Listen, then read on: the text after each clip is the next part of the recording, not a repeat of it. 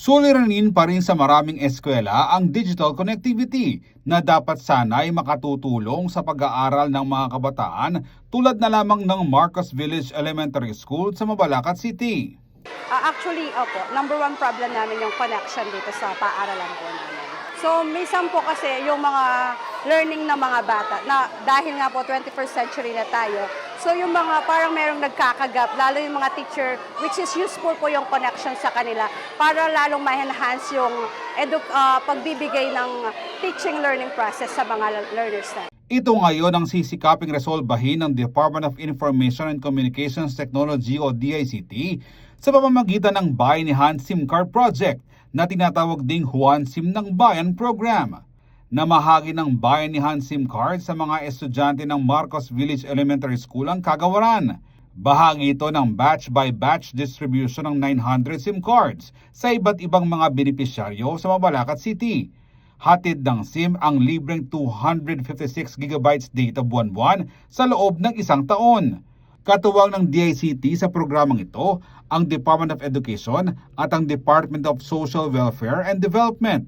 Ang gusto ni Presidente, lahat ng GIDA areas, geographically isolated or disadvantaged, dapat may access sa internet service. So, pag may internet service ka na, maliban sa online learning, pwede mo na i-download yung eGov app, tapos marami ka ng government services na makukonect.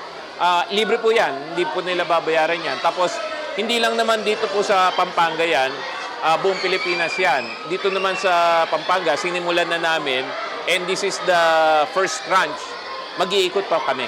Upang matiyak na hindi magagamit sa ibang bagay at para lamang sa itinakdang educational at legal purpose ito, naglagay ng restriction ang DICT sa SIM card.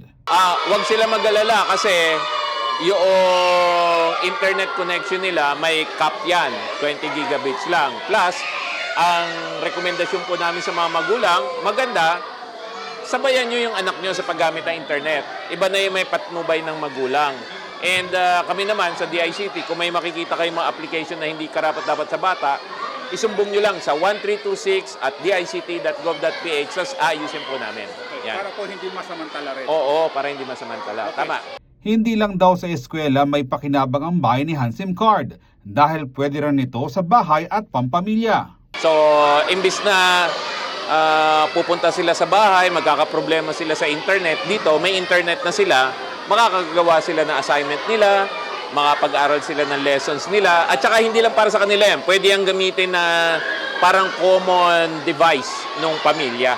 Actually po, yung binigay nilang SIM card para sa mga student natin, which is very helpful po, hindi lamang para sa ating mga learners, pati na rin sa ating mga parents. Kasi po, ito po yung magiging way para maging komunikasyon ng teachers at saka parents para sa pag-attain ng quality education para sa ating mga mag-aaral. Asahan raw na aangat pa ang kalidad ng edukasyon para sa mga mag-aaral ng Marcos Village Elementary School ngayong mayroon na silang online connectivity. Ito po yung isang paraan lamang para maibigay ng ating mga guro yung quality education para sa ating mga mag-aaral dito sa Marcos Village Elementary. Continuous pa rin po yung learning natin through blended learning, modular, and online learning process. Dahil sa hindi na po sila magdadahilan na walang connection dahil nga po dito sa SIM magkakaroon na sila ng connection. Pinayuhan naman ni Aguda ang mga magulang na patnubayan ang kanilang mga anak habang gumagamit ng internet.